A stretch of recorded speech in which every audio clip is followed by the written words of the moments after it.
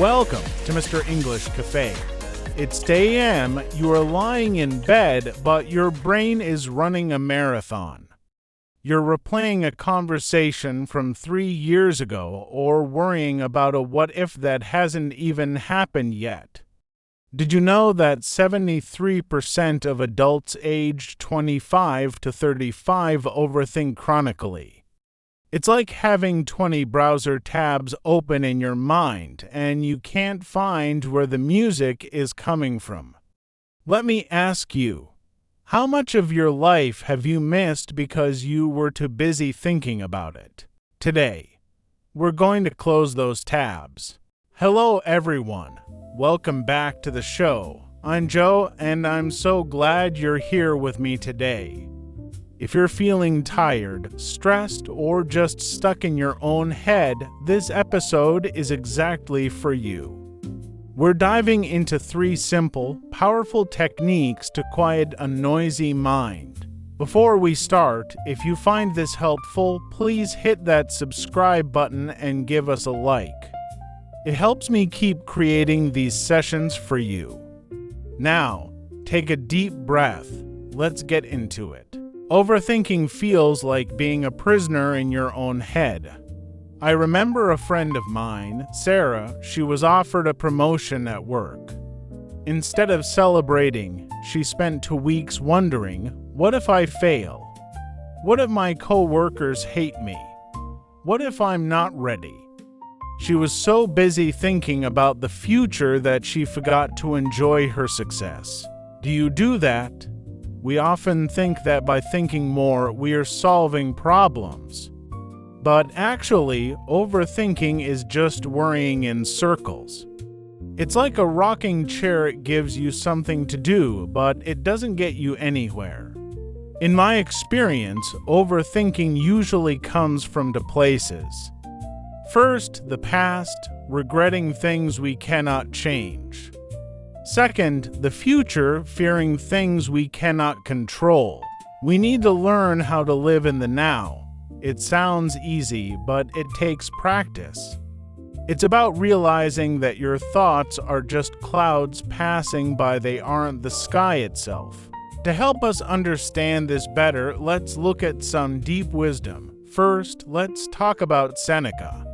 He was a Stoic philosopher from ancient Rome. Stoicism is all about focusing on what you can control and letting go of the rest. Seneca once said, "We suffer more often in imagination than in reality."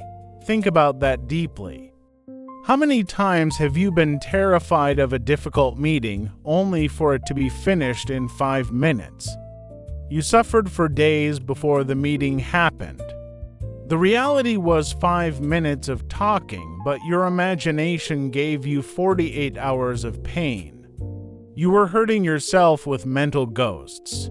Next, I want to talk about Eckhart Tolle and his famous book, The Power of Now. Tolle had a very difficult life with a lot of anxiety, until he had a spiritual awakening. He teaches that most of our problems are created by the ego, the part of our mind that loves to complain and worrying. He wrote, "Realize deeply that the present moment is all you ever have."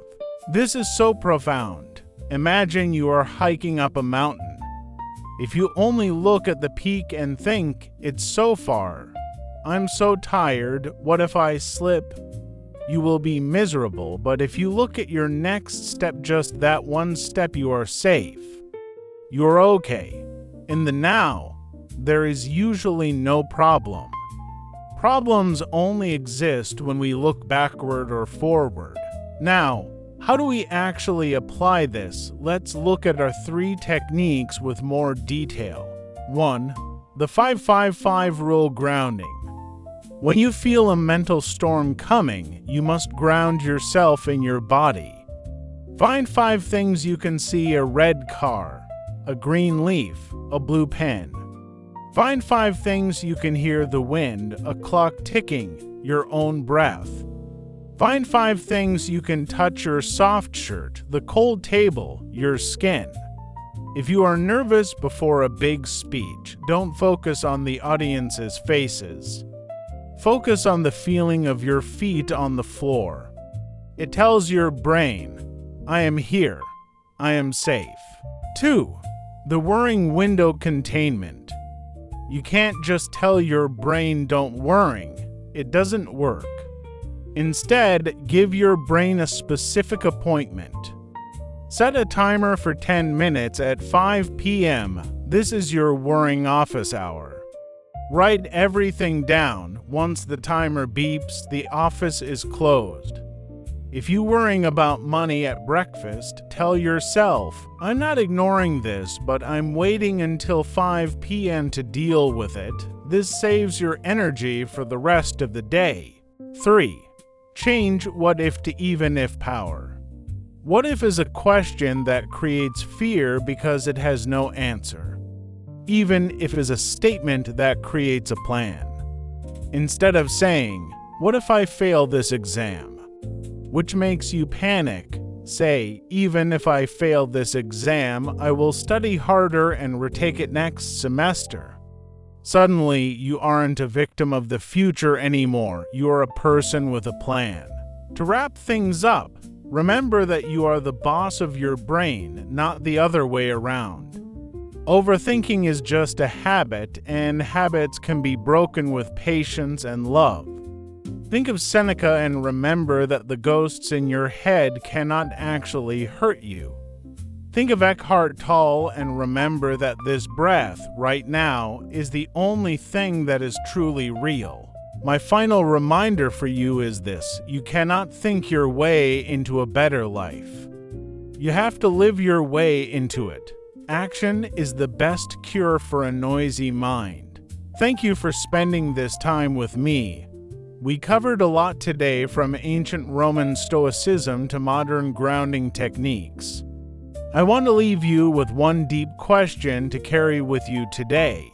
If you stopped worrying about what could go wrong, what would you start doing right now? Think about that. And if you enjoyed this, please share this episode with one friend who needs to hear it. Don't forget to like and subscribe to support the channel. Stay kind to yourself. You're doing better than you think. I'm Joe, and I'll talk to you in the next one. Bye for now. Thanks for joining us. In this podcast, you've learned the following. Let's read aloud. We suffer more often in imagination than in reality. We suffer more often in imagination than in reality. Realize deeply that the present moment is all you ever have. Realize deeply that the present moment is all you ever have. Feel free to read it aloud. If you have any questions or suggestions, please leave a comment below.